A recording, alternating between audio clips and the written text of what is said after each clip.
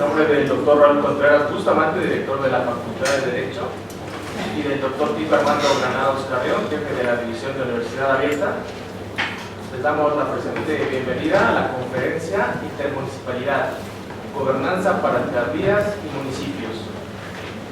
La cual será impartida por el maestro Miguel Ángel López Vargas. El maestro es doctorante en Ciencias Políticas y Sociales por el Colegio de Morelos. Es maestro en Administración y Gestión Pública por la Universidad de Bretaña Occidental de Francia. Es maestro en Ciencias Políticas y Sociales por el Colegio de Morelos y licenciado en Derecho por la Facultad de Derecho de la UNAM. Se ha desempeñado en la Administración Pública Federal y local, ocupando diversos cargos en el Congreso del Estado de Morelos, el Tribunal Electoral del Distrito Federal y el Instituto de Transparencia y Acceso a la Información. Es docente en la División de Universidad Abierta de la Facultad de Derecho y miembro de la Liga Mundial de Abogados Ambientalistas. El vocablo intermunicipalidad no se encuentra en el texto de ninguna ley mexicana. Es una noción político-administrativa desarrollada por la doctrina a partir del artículo 115 de nuestra Constitución Federal y que amerita contar con un contexto dogmático claro. La intermunicipalidad consiste en un mecanismo de administración pública mancomunada mediante la unión voluntaria de municipios colindantes o próximos, a través de formar convenio entre ayuntamientos para la ejecución de obras y la prestación de servicios públicos específicos y colegiados por tiempo determinado. La intermunicipalidad se justifica al existir municipios con actividades económicas afines, cadenas productivas de alcance intermunicipal, dotación de servicios públicos similares, sentido de pertenencia y arraigo cultural. Redes que posibilitan afrontar de una manera colegiada y recíproca el desempeño efectivo de sus competencias bajo parámetros estandarizados de calidad y alcance territorial. Por favor, demos un aplauso de bienvenida al maestro Miguel Ángel López Vargas.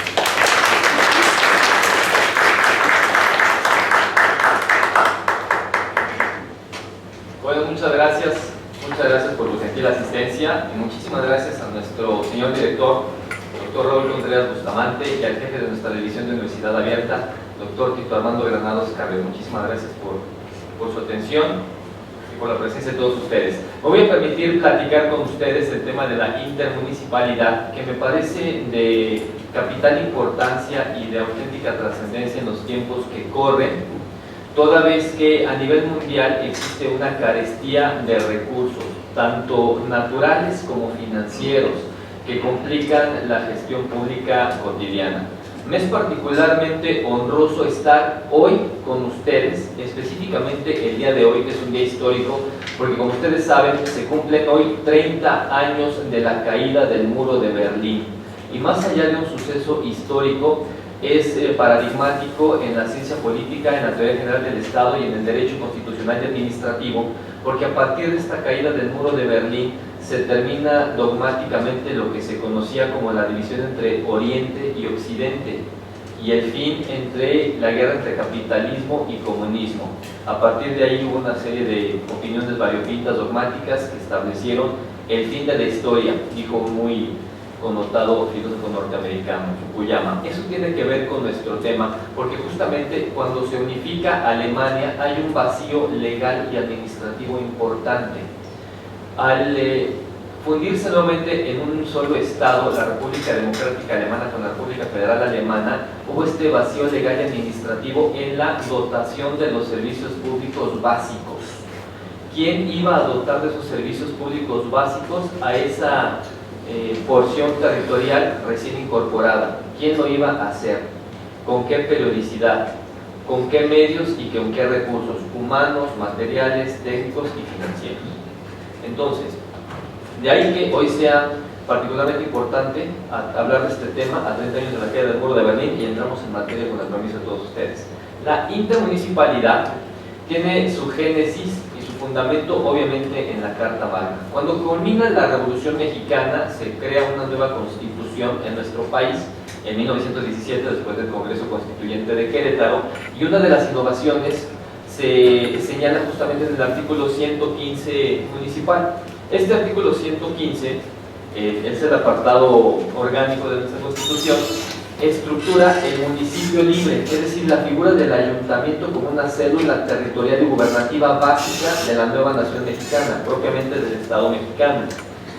El artículo 115, al establecerse el municipio libre y la figura de los ayuntamientos como el ente gubernativo de esta demarcación territorial básica, a lo largo de la historia sufrió ciertas modificaciones, actualizaciones, conforme a la propia naturaleza del derecho. Y es en el año de 1983, fines del siglo XX, cuando se hace una reforma constitucional, la octava desde que el artículo 115 nació con la Constitución del 17.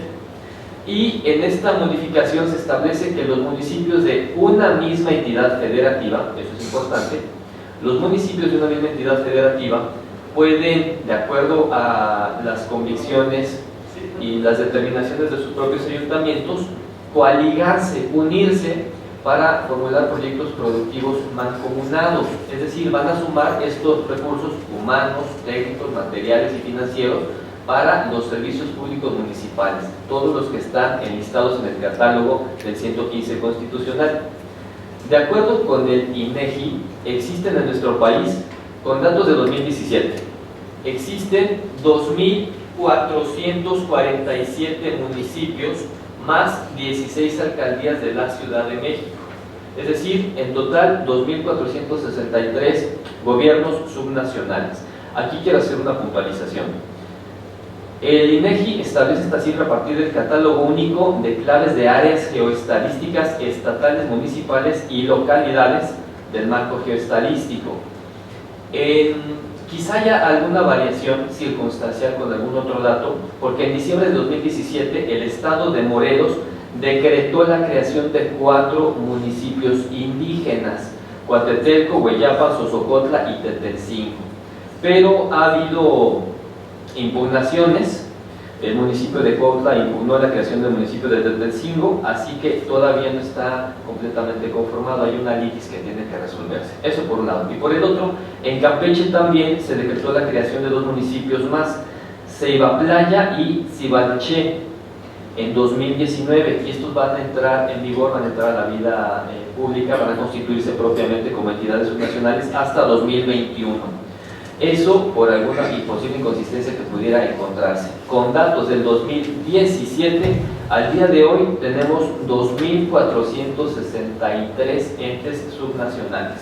Permítame la expresión, municipios genéricamente considerados y arbitrariamente, porque estoy englobando también las alcaldías de la Ciudad de México.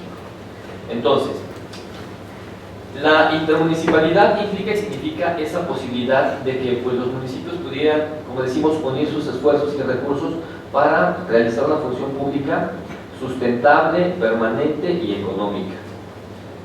De jure, existe ya la intermunicipalidad a partir de esta disposición constitucional, pero de facto pocas veces se ha llevado a la práctica. Hay muy pocos ejemplos nacionales de proyectos mancomunados a nivel municipal. Jalisco es una de las entidades federativas que ha llevado a cabo con éxito convenios de intermunicipalidad. Vamos a abundar en ello más adelante. ¿Qué significa la intermunicipalidad entonces? Como lo habíamos anticipado, el vocablo específico intermunicipalidad no existe, no está señalado en ninguna disposición del sistema jurídico mexicano, ni siquiera está señalado como tal en la Constitución.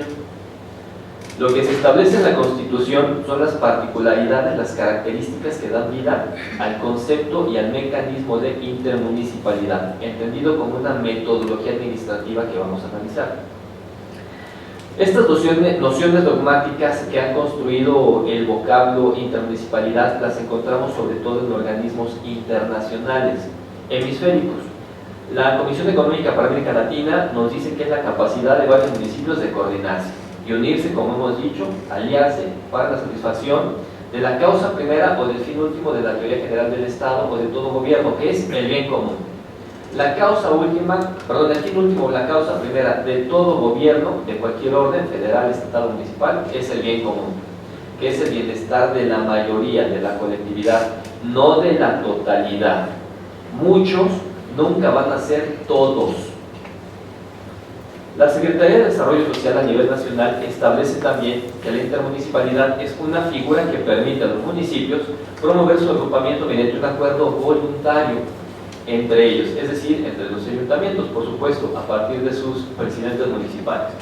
Y el Instituto Nacional para el Federalismo y el Desarrollo Municipal, INAFED, que es un órgano desconcentrado de la Secretaría de Gobernación, establece que es una figura de derecho público que se formaliza nuevamente mediante un convenio, un acuerdo entre las partes, entre los gobiernos mancomunados, y un reglamento interno, es decir, directrices normativas específicas de cómo se va a trabajar, que contempla la creación de un órgano interno de decisión, un órgano colegiado que va a determinar cómo se van a emplear esos recursos humanos, materiales, técnicos y financieros colectivos mancomunados para prestar los servicios públicos municipales. Desde mi perspectiva, es un mecanismo administrativo, una metodología de hacer gobierno, de manera mancomunada, por supuesto, mediante esa unión voluntaria de municipios, específicamente de los ayuntamientos, como el ente gubernativo subnacional, colindantes o próximos. Obviamente va a ser muy difícil tener intereses comunes y acciones colectivas de dos entes territoriales separados. Es necesario que haya una vecindad para que puedan realizarse esos proyectos productivos, por obviedad, por la cercanía territorial y por la dotación de los recursos, a partir de intereses en común, de problemas a solucionar en la acción de gobierno cotidiana. ¿En dónde encontramos entonces esa figura de la intermunicipalidad o asociacionismo municipal? Como lo habíamos dicho, está establecido en la Constitución. En el artículo 115, base tercera, inciso I, párrafo segundo, in capite, de nuestra Constitución Federal se establece, cito, los municipios, previo acuerdo entre sus ayuntamientos, podrán coordinarse y asociarse para la más eficaz prestación de los servicios públicos o el mejor ejercicio de las funciones que les correspondan. Aquí aludimos, como anticipamos, a todo el catálogo de servicios públicos municipales básicos que tiene consagrado cada ayuntamiento por mandato del 115 constitucional. Rastro, panteones, seguridad pública, vialidad, etc., por citar solamente algunos. Entonces tenemos que la intermunicipalidad tiene dos abordajes. Es una facultad constitucional, entendida como esa atribución que tienen los ayuntamientos como sujetos de derecho público y órdenes de gobierno dentro de una federación, cédula administrativa básica, gubernativa, fundacional de un Estado federal, en el caso de México, que les permite unirse voluntariamente a partir de intereses comunes y de necesidades específicas para, a través de un instrumento jurídico vinculante, un convenio de intermunicipalidad de cooperación intermunicipal, dotar de recursos humanos, materiales, técnicos y financieros a un órgano especializado que surja de ellos para llevar a cabo estas funciones mancomunadas. Al mismo tiempo, así como es una atribución constitucional consagrada en la Carta Magna, es a su vez un procedimiento gubernativo, un modus operandi, una metodología que les permite estructurar estos recursos técnicos y operativos para justamente prestar este servicio específico. ¿Qué vamos a poner en qué cantidad cada uno de nosotros mancomunadamente para llevar a cabo nuestra tarea? ¿Por qué es importante, lo decíamos, en los tiempos que corren la intermunicipalidad? Desde mi punto de vista, hay dos momentos históricos muy claros. Lo decíamos, en 1989 no es ociosa la caída del muro de Berlín ni el nacimiento de la globalización. Desde mi perspectiva, en el 89 surge la globalización como fenómeno cultural y surge el neoliberalismo como doctrina económica. Con mucha frecuencia se funden y se confunden globalización y neoliberalismo, y son cosas completamente distintas, pero normalmente convergentes. La globalización, entonces, como fenómeno cultural, lo que hace es estandarizar el modus vivendi de Occidente, del capitalismo, y se occidentaliza con el modus vivendi también una ideología de consumo y de ciertas libertades personales, intelectuales, etc. El neoliberalismo es solamente una doctrina económica que busca reducir la participación del Estado, reducir la participación, nunca anularlo. No puede haber carestía del Estado en ninguna actividad productiva humana. Busca reducir la participación del Estado en las acciones y actividades económicas para que las fuerzas del mercado se autorregulen con la anuencia y el seguimiento del Estado.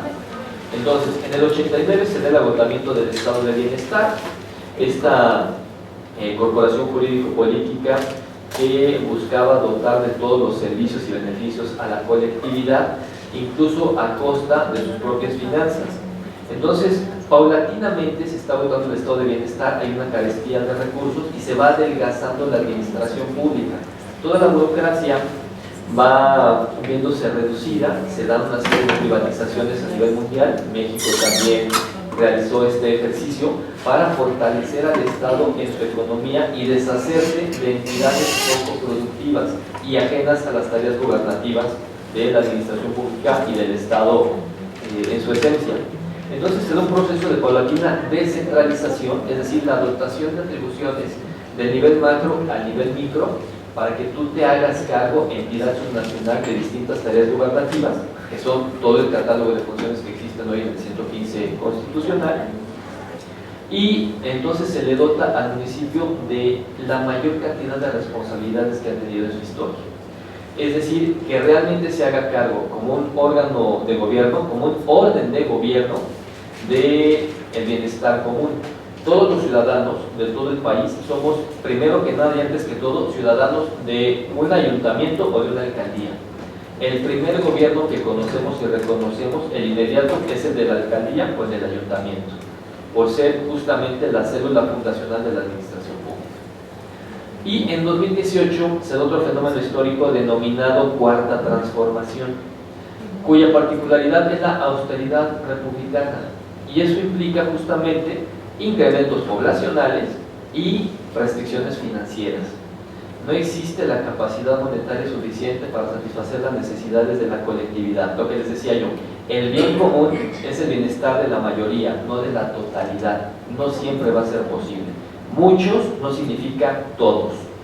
Entonces, hay una disminución de recursos públicos y de incrementos en la exigencia social, porque la población crece exponencialmente. Y eso es una constante. Jamás habrá gobierno suficiente ni dinero suficiente para satisfacer las necesidades de la población. Esta siempre va en incremento. Implica también esta cuarta transformación y esta austeridad republicana la organización y la coordinación intergubernamental entre distintos entes, entre distintos gobiernos vecinos, para poder diversificar los esfuerzos. Y se busca la prestación sustentable de competencias subnacionales.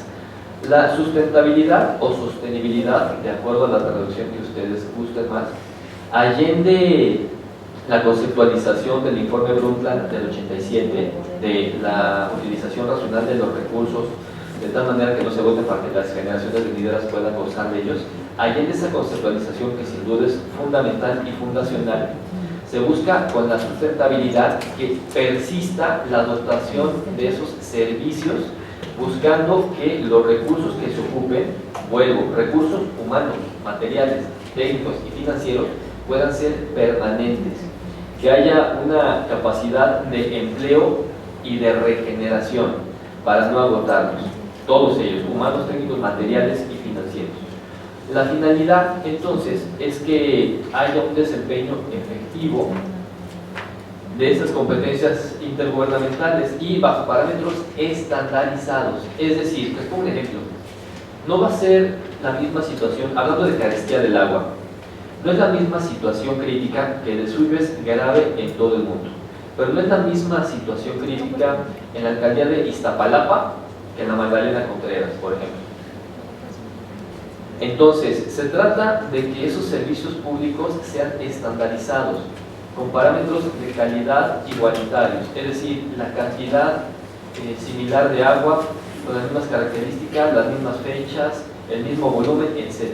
Como un ejemplo más o menos arbitrario pero ejemplificativo. A eso nos referimos con parámetros estandarizados de calidad y alcance territorial.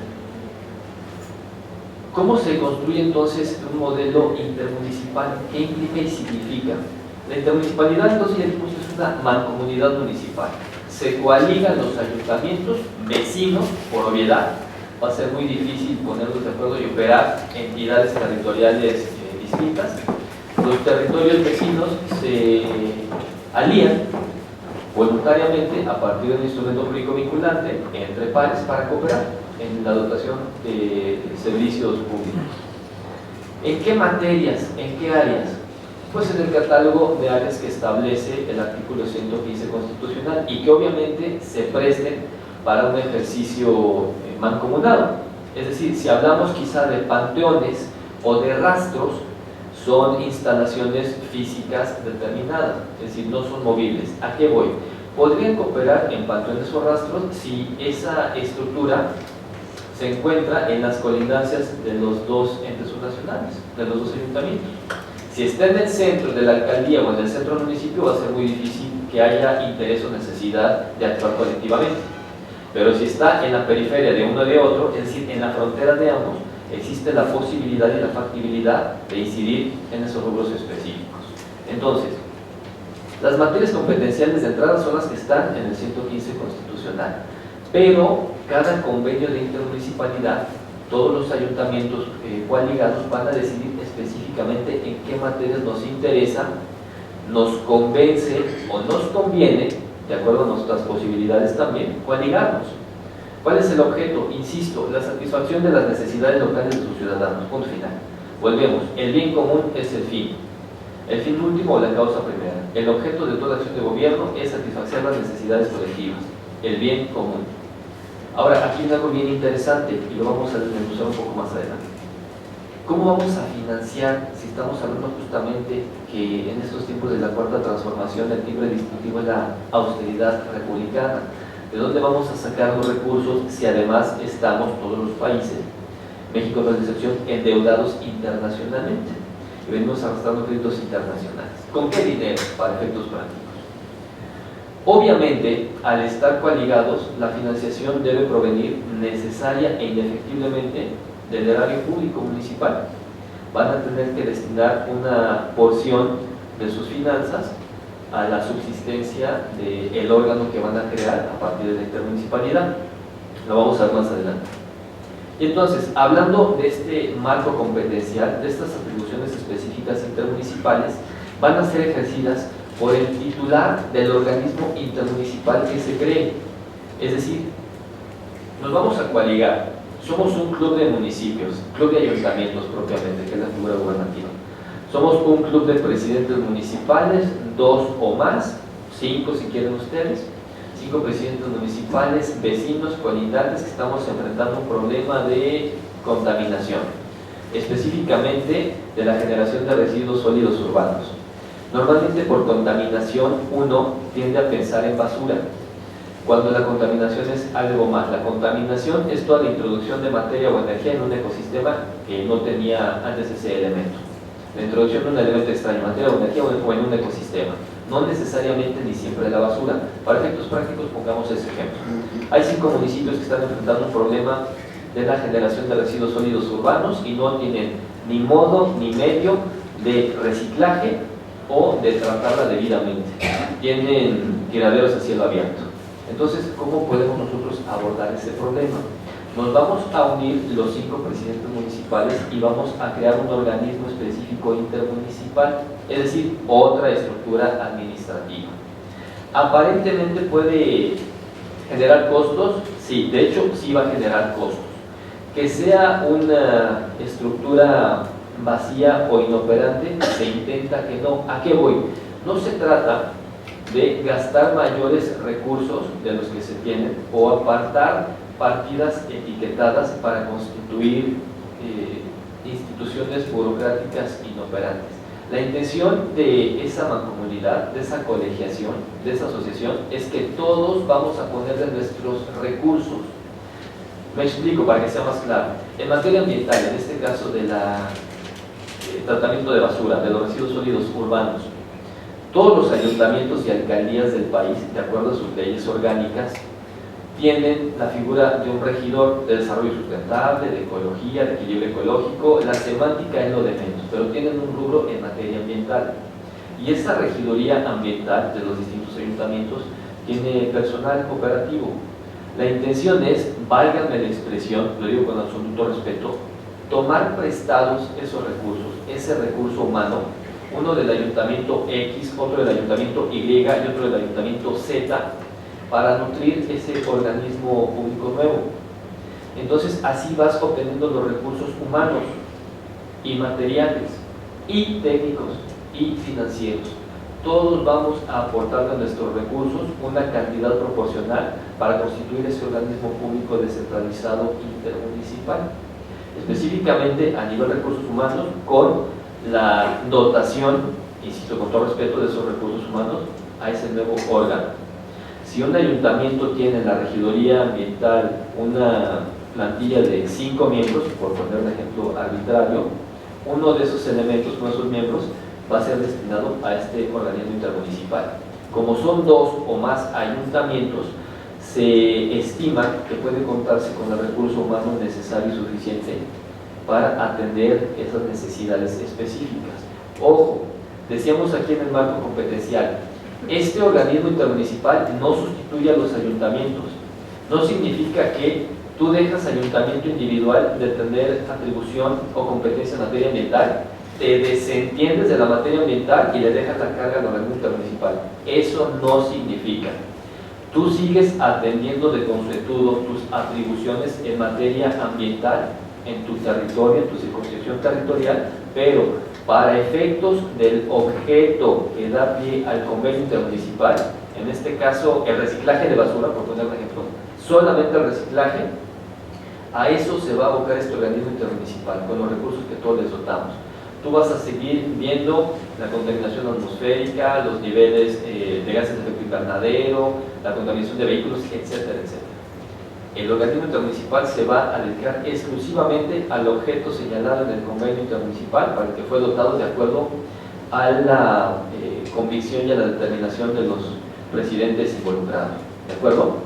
Entonces, hay transferencia, lo señalamos en el penúltimo párrafo de la exposición, en esta plantilla específica. Hay transferencia de bloque de atribuciones, puede ser, hay temas, todas estas atribuciones, todas las en materia ambiental son tuyas, o puede haber traspaso de ciertos rubros. Es decir, te vas a encargar de la colecta de basura, de su traslado, de su disposición, de su reciclaje, etc. O solamente te vas a encargar nada más del acopio de la basura, punto. Lo único que vas a hacer es recoger la basura y la vas a llevar a tal punto, se acabó.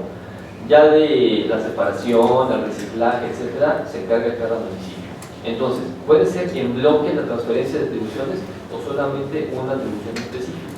Se va a determinar libremente por los distintos presidentes municipales de forma colegiada y en el instrumento jurídico, en el convenio de cooperación. Ahí es donde se va a desmenuzar qué atribuciones y con qué particularidades. Ahora, como cualquier situación humana, y sobre todo como cualquier acción de gobierno, la intermunicipalidad tiene sus ventajas y sus desventajas. Todo actuar político tiene pros y contras, y eso no es una novedad. Aristóteles lo decía desde hace más de 2000 años. Al ser el humano un ente naturalmente político, pues tiene aspiraciones, acciones, reacciones, intenciones políticas completamente normales. ¿Cuáles son las ventajas? Al estar coaligados, al sumar nuestros esfuerzos y nuestros recursos, se generan economías de escala, es decir, se abaratan los costos de lo que se haga. Obviamente, el costo en términos de numerario disminuye cuando se aumenta la escala en la que se produce. A mayor volumen es menor el costo. Obviamente, en la medida en que participa cada municipio, entre más municipios participen, se dotan de mayores recursos, no solamente financieros, ojo, lo hemos dicho, humanos, técnicos, materiales y financieros, y con eso los costos de operación van a disminuir. Teóricamente existe una administración puntual integral del territorio, porque justamente se potencia el uso racional y estratégico de todos los recursos que hemos estado mencionando, buscando la cobertura territorial de todos los rincones de estas entidades subnacionales. Y a la administración integral del territorio, cuando el gobernador deja el escritorio y accede al territorio, tiene el pulso inmediato de la realidad auténtica del pueblo, de la ciudadanía, y ya no se dan fórmulas mágicas desde el escritorio, sino soluciones prácticas de manera colegiada con la ciudadanía. A eso alude el término gobernanza. Además de ser un vocablo que ha cobrado vigencia en los últimos años en el lenguaje político y administrativo, la gobernanza implica justamente esa vinculación directa del gobierno con la ciudadanía. Vamos a consultarle a distintos colectivos gobernados qué problemas específicos tienen y cómo los vamos a atender. Sin duda. Permítanme un ejemplo. En vez de que los gobiernos lleguen y pongan un tope en un crucero donde durante 40 años no existió, y son ejemplos que algunos de nosotros hemos vivido en algún momento, de la noche a la mañana ponen un semáforo en una esquina que nunca lo necesitó, un tope donde no hacía falta, un retorno, una vuelta en uno donde nadie lo ocupa, etcétera, pero desde el escritorio son acciones necesarias para el gobierno. En vez de hacer esos gastos de recursos, se va con la ciudadanía y se les pregunta qué requerimientos en materia de vialidad tienen aquí, por ejemplo, o de seguridad, o de abasto de agua, por poner cualquier ejemplo. Y ya la colectividad, los vecinos, las asociaciones vecinales, directamente le dicen al gobierno: aquí estamos faltos, sí, realmente de un semáforo vial, porque hay una escuela en la esquina y normalmente pasan volados los vehículos, no respetan, o si necesitamos un tope para atenuar la velocidad de los vehículos, porque hay una iglesia y los domingos los adultos mayores tienen problemas para cruzar. Por poner, insisto, ejemplos variopintos, la gobernanza implica esa vinculación directa entre autoridades y ciudadanía para satisfacer los problemas de una manera coherente, consciente y consistente, de acuerdo a requerimientos reales, más allá del escritorio, directamente del territorio. Otra ventaja entonces de la intermunicipalidad es la reducción de los impactos ambientales. Se busca que los servicios públicos intermunicipales que se presten a partir de este órgano colegiado lo hagan a partir de una sola infraestructura. Y una sola infraestructura es justamente una sola plantilla, una cierta cantidad de vehículos, no se están duplicando las funciones, no se están gastando recursos de más, impactando con huellas de carbono, generación de gas de efecto invernadero, etc. Por niño que parezca, la actividad individual, la actividad antropogénica individualmente considerada, pero colectivamente sumada, es lo que ha impactado en materia ambiental todo el planeta. La utilización de los clorofluorocarbonos, los hidroclorofluorocarbonos, el abuso de los gases de efecto invernadero, etcétera, tiene su origen en la actividad individual, que sumada colectivamente potencia el calentamiento global y la crisis ambiental que estamos viviendo. Entonces, se busca reducir esos impactos ambientales. No ocupemos 3 o 4 camiones que queman energía fósil, que queman hidrocarburos y por ende contaminan en 3 puntos distintos, en horas pico, generando una incrementación de terrible valla de gases de efecto invernadero, cuando podemos ocupar un solo camión con una ruta trazada para disminuir esa emisión de gases contaminantes, por ejemplo. Y finalmente se busca esa cohesión social.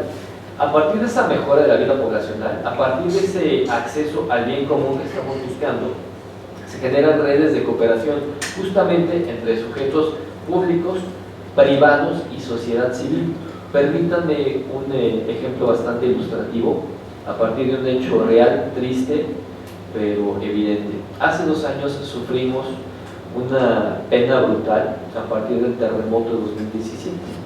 Distintos estados fueron afectados, de los más lastimados Chiapas y Morelos, sin menoscabo de la Ciudad de México. Y ante ese fenómeno y esa tragedia hubo una vinculación, sin entrar en mayores consideraciones ni calificaciones, mucho menos, pero hubo una vinculación entre gobierno, sector privado, las fundaciones distintas y la sociedad civil. La sociedad civil se organizó y orientaba a las entidades privadas sobre los requerimientos específicos de rescate, de alimentación, de auxilio médico, etc. Y el gobierno, a partir de esa acción primero concertada entre ciudadanía y entidades privadas, dotó de recursos públicos para la consecución de esos fines de recuperación del restablecimiento. Pero hubo una vinculación directa, lo vimos y lo vivimos, entre la ciudadanía y los actores privados, y después llegó el gobierno a colaborar y coordinar, como es su deber, por vía de mandato constitucional, en estas situaciones. A eso nos referimos. Esa cohesión social se da y se dio cuando logras imponer ciudadanía con entes privados y la coordinación del sector público. Ahora, ¿cuáles son las desventajas? Volvemos a lo mismo. Recapitulamos con Aristóteles las fragilidades del corazón humano y lo crítico que puede ser el manejo de situaciones políticas, de la vida política. El partidismo político es una de las desventajas. Decimos, somos distintos ayuntamientos, vecinos, pero de diferentes colores, de diferentes doctrinas, institutos políticos, partidos, matices, etc.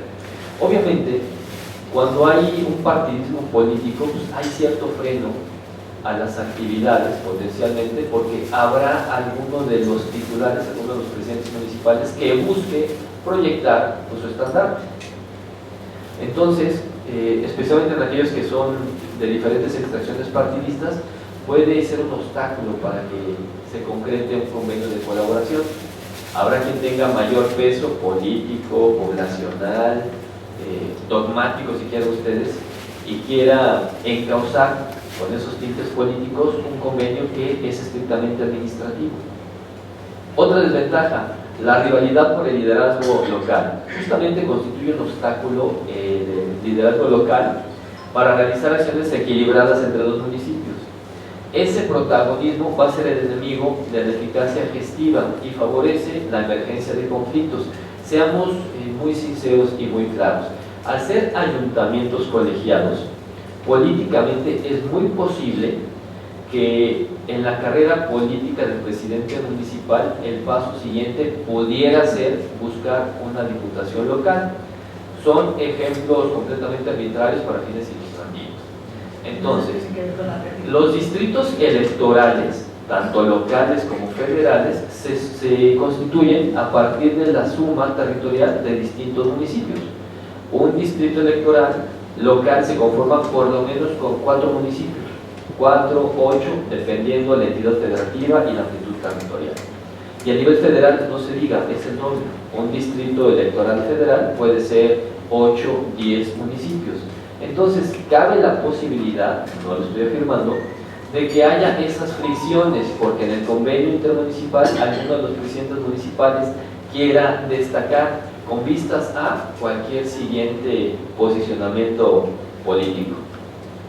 Y finalmente hay poca capacidad burocrática, capacidad administrativa quiero yo decir.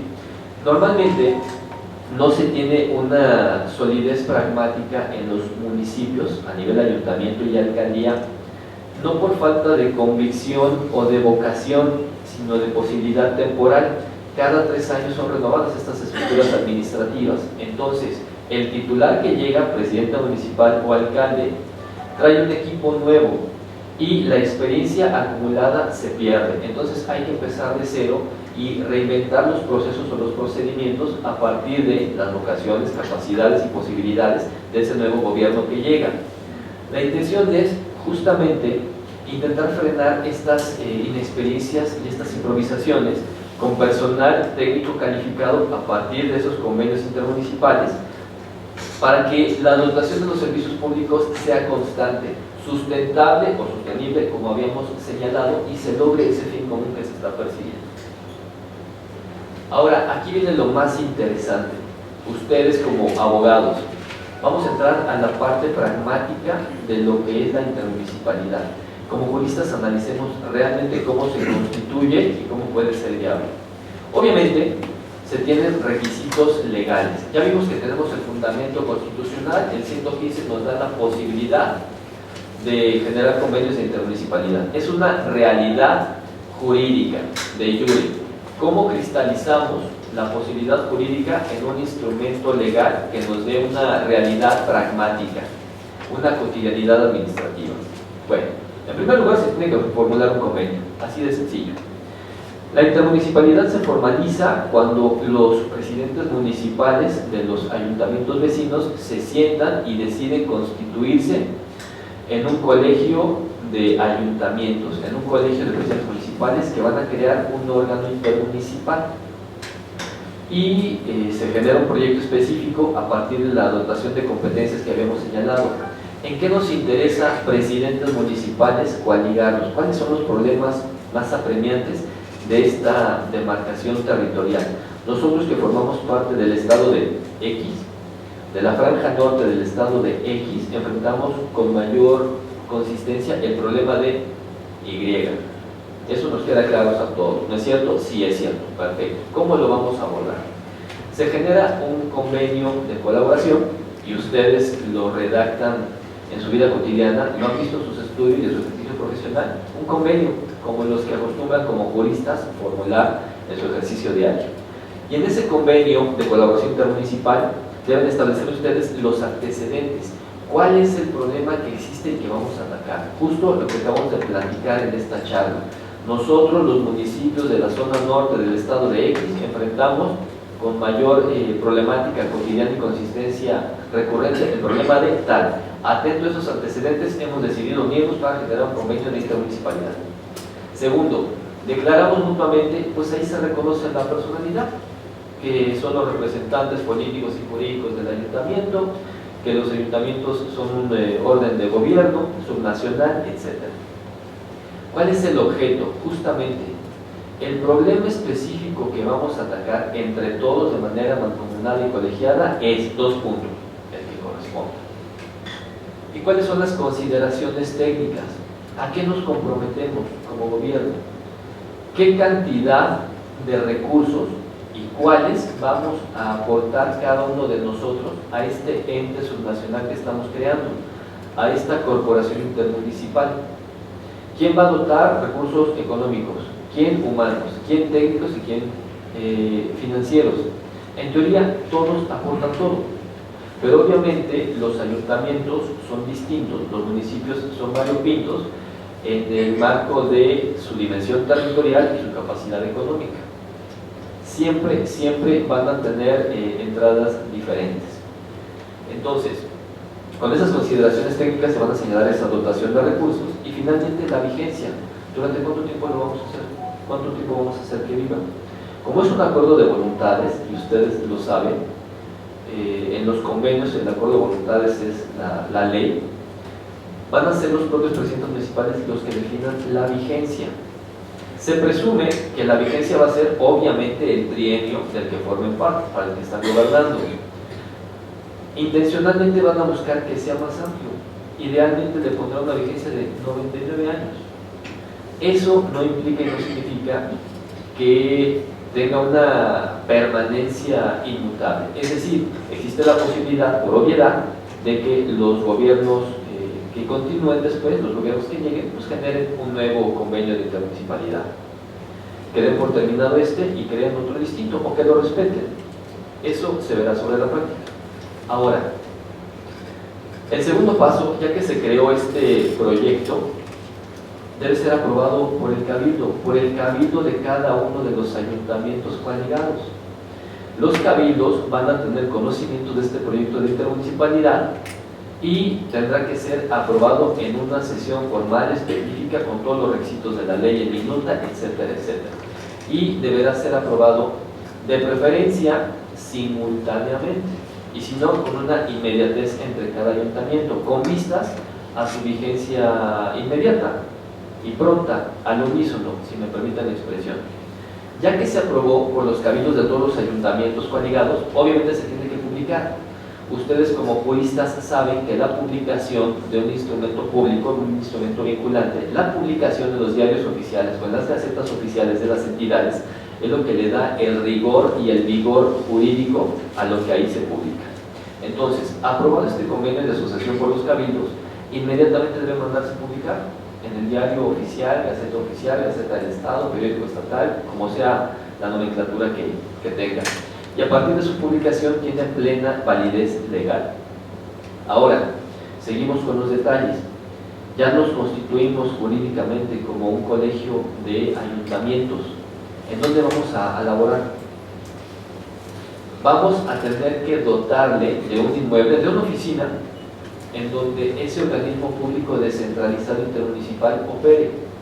¿Y dónde lo vamos a poner? Si somos 4 o 5 municipios, y yo soy el más grande, el más robusto, el más importante políticamente, ¿dónde vamos a poner esa oficina? es otro tema a dilucidar. Finalmente se le tiene que dotar de un inmueble, y ese inmueble va a ser la sede operativa de la intermunicipalidad. Se va a decidir obviamente a partir del acuerdo entre los pares. Y lo más importante, vamos a definir el proyecto ejecutivo a realizar. El objeto que señalamos, por poner un ejemplo, esa colecta de residuos sólidos urbanos, va a ser el proyecto que vamos a realizar, únicamente, específicamente. La transferencia de competencias no va a ser por bloques, va a ser un rubro especial, especializado y específico, consistente en la colecta de basura. Ahora, ya quedó, ya nos pusimos de acuerdo. Ahí viene otra parte interesante, la estructura administrativa, es decir, los recursos materiales y humanos. Se tiene que crear necesariamente un organismo público descentralizado municipal, en donde este club de ayuntamientos genera una estructura administrativa diferente y diferenciada para tareas específicas. Ya que creamos este organismo operador descentralizado, tenemos que darle una estructura administrativa. Y es donde se pone interesante, porque obviamente este organismo está constituido por los 5 presidentes municipales que mencionamos. Abro el paréntesis, recuerden que está latente la intención política de cada uno de estos presidentes municipales, y cada 3 años viene una nueva apuesta política. Se tiene que considerar entonces la creación de un ente rector, de una estructura administrativa formado por los presidentes municipales como órgano colegiado y auxiliados por los regidores, los distintos regidores que tienen en su cartera las competencias que van a actualizarse en la prestación de los servicios. Es decir, si el convenio es en materia municipal, perdón, en materia ambiental, tienen que estar los regidores ambientales de los 5 municipios. Si va a ser en materia de cultura, los regidores en materia de cultura, etcétera, etcétera. Entonces, esta mesa directiva o este consejo municipal tiene que estar obviamente presidido por alguien, y tiene que ser presidido por uno de los presidentes municipales. Tendrán que radicar entre ellos la decisión de quién va a presidir dentro de estos 5 alcaldes ese órgano descentralizado municipal, intermunicipal. A eso se refiere el Consejo Intermunicipal o Mesa Directiva Intermunicipal. Allende la nomenclatura, es cuestión de semántica, debe tener un órgano coordinador, una mesa directiva. Entonces, esta es la instancia de dirección y de decisión, porque obviamente el titular de este órgano colegiado intermunicipal actúa como delegado de las competencias municipales que le son cedidas por todos los ayuntamientos. Cuando generamos un convenio de colaboración intermunicipal para efectos de colecta de basura en materia ambiental, cedemos esa porción específica de competencia para que la lleve a cabo el órgano intermunicipal. Les decía, me permito recordar, no sustituye al ayuntamiento de consuetudo, no dejan de realizar sus atribuciones y funciones de los ayuntamientos, solamente que un ente emanado de todos ellos colegiadamente realiza una función específica y especializada. Entonces, este organismo público descentralizado intermunicipal debe tener personal operativo y técnico de los ayuntamientos, justamente para el ejercicio de esas competencias delegadas.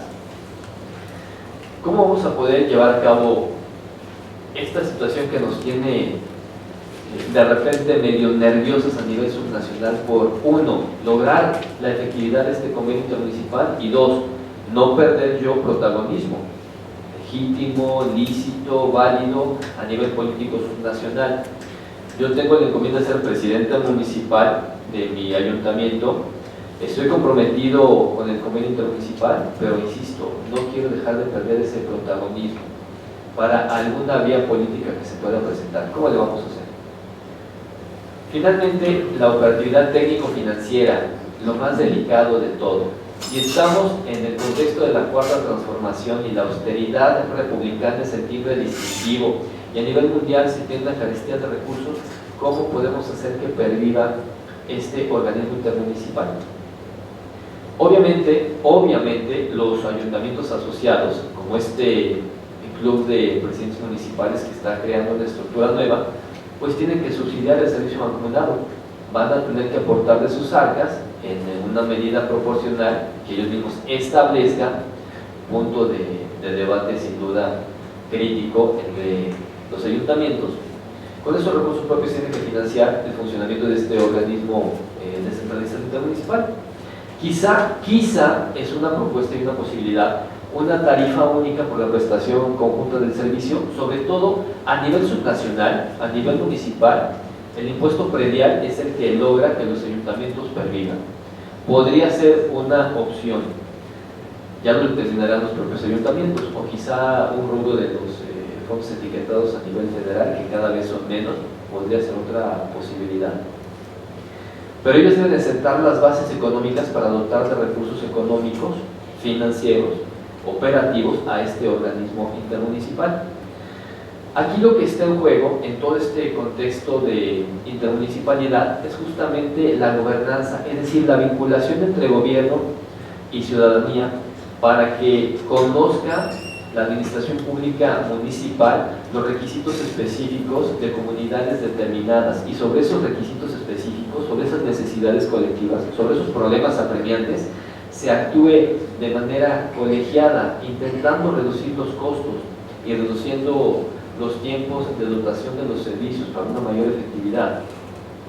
Se busca, en términos filosóficos y políticos, que los ayuntamientos sean auténticamente autárquicos, es decir, que no dependan de otras entidades territoriales para su existencia y subsistencia. Teóricamente eso es la autarquía. En los tiempos que corren es cada vez más complicado, sobre todo por el fenómeno de la que habíamos hablado y del neoliberalismo, que finalmente como doctrina económica empleada por los estados a nivel nacional, pues tiene implicaciones en todos los órdenes de gobierno. Sin embargo, la intención es esta: fortalecer las entidades subnacionales para que entre ellas puedan fortalecerse, satisfacer las demandas colectivas y buscar realizar el fin último, la causa primera de todo gobierno, que es el bien común.